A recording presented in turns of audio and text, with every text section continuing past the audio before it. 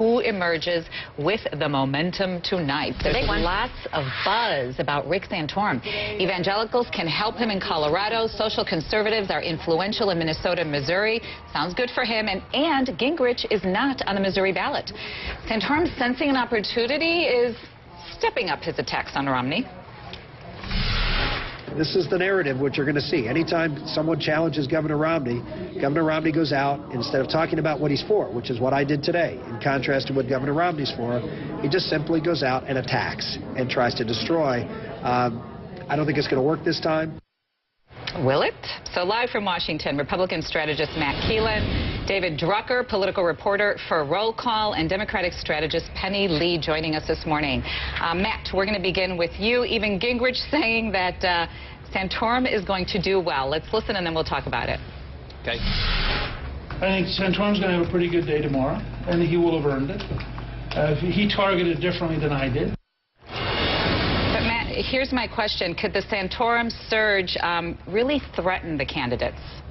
I think it's going to hurt Newt quite a bit because it's going to take away from the contrast that he wants to be directly talking about Mitt Romney. Santorum's going to get some momentum out of this. It's going to help his fundraising. And I think a lot more people are going to start looking at Santorum and saying, is he the more electable candidate than Newt? And I think Santorum has a good argument on that, because I think he fits an opponent to Barack Obama a heck of a lot better than Newt Gingrich does.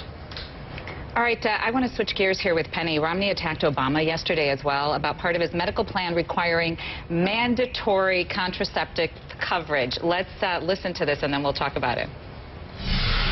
The Creator gave every human being his or her rights.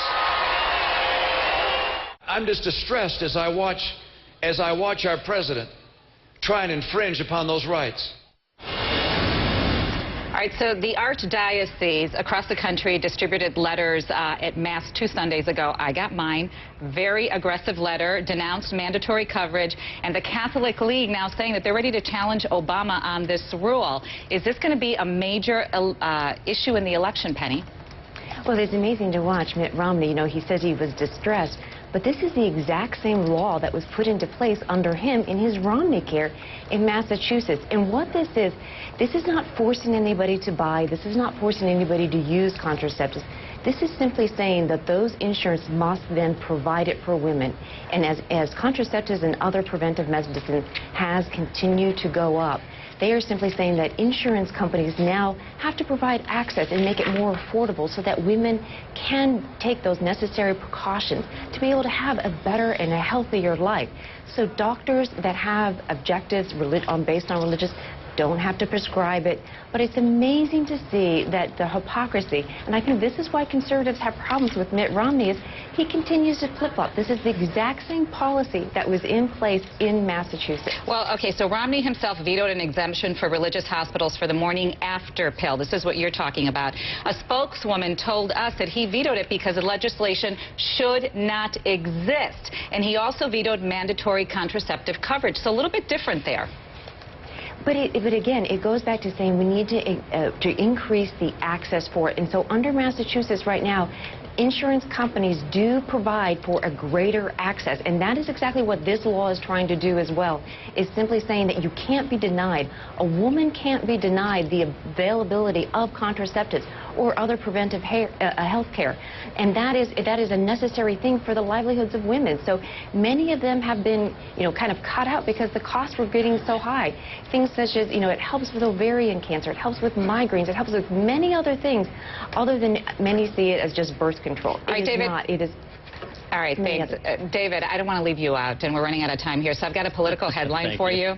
Obama Super PAC decision. President blesses fundraising for Priorities USA Action, which is a Super PAC. A total reversal on his position. Obama was a critic of the Super PACs.